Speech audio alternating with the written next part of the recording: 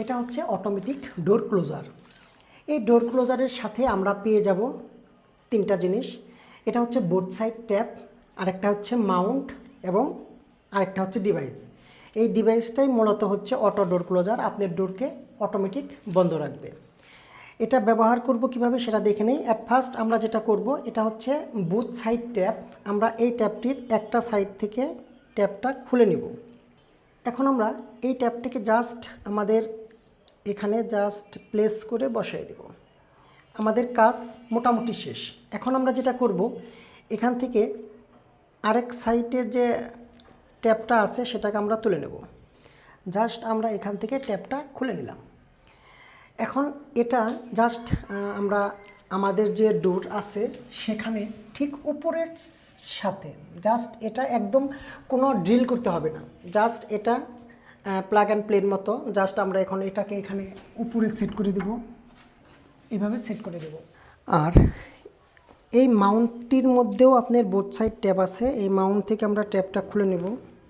এই মাউন্ট থেকে আমরা আঠাটা খুলে নিলাম। এখন আমরা এই মাউন্টটি লাগিয়ে দেব দরজার এই পার্টের ঠিক কর্নারে। আমরা এই পার্টের ঠিক কর্নারে এটাকে সাইজ করে লাগিয়ে দিলাম। জাস্ট এটা কোনো ড্রিল করার প্রবলেম নেই, এখানে কোনো ড্রিল করতে হবে না, জাস্ট আঠা। এই আঠা দিয়ে আমরা একটা ডিভাইসটি এখানে লাগাবো আর মাউন্টটা এখানে লাগাবো। এখানে লাগালে এখানে দেখতে পাচ্ছেন একটা আমাদের ক্লিপ আছে, এটা দিয়ে আমরা জাস্ট এখানে লাগিয়ে দিব। এটা যদি এইভাবে ধাক্কা দিয়ে আটকানো হয়, এরকমভাবে যদি সম্পূর্ণ ফুল দরজাও যদি খুলে দেওয়া হয়, এটা অটোমেটিক আটকে যাবে।